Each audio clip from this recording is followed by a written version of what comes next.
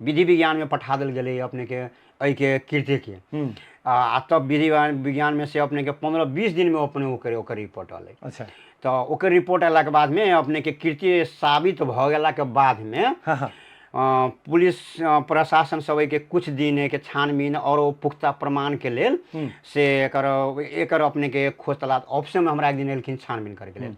तो हुनकर कुछ कागज पत्र सब से हम सब दिली डॉक्यूमेंट सब ऑफिस से उपलब्ध अपने के हम कलिए।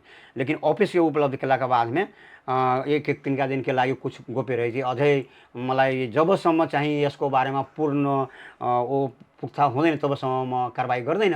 मैले ठिकै छ तपाईलाई जति गर्नु छ त्यो गर्नुस्, तर मैले गरेको छैन भने म त स्योर छु नि, यो त दुई जनालाई मात्रै थाहा होला, अरु कसैलाई होइन। तेकर बाद में अपने के की केलक जब प्रहरी अपने के 15-20 दिन के बाद में अपने के परसू खुनमा की केलन हिनका पर अपने के जे सर्वाधिक अपने के खोजी में प्रहरी के लिए चारों तरफ नेपाल भर में लगा देने। तो की केलन वारंट जारी कर देलखिन। तो अदालत वारंट जारी के कि प्रहरी के? जी नहीं, प्रहरी अपने के अदालत से मांगने थे। अच्छा, तो अदालत से अपने के न्यायाधीश अपने के वारंट कर देने। वैसे पहले वकील सरकारी वकील साहब फौजदारी आचार संहिता 2074 5(2) के अनुसार कार्रवाई करे के लिए सिफारिश कर दिलखिन जिला प्रहरी कार्यालय के।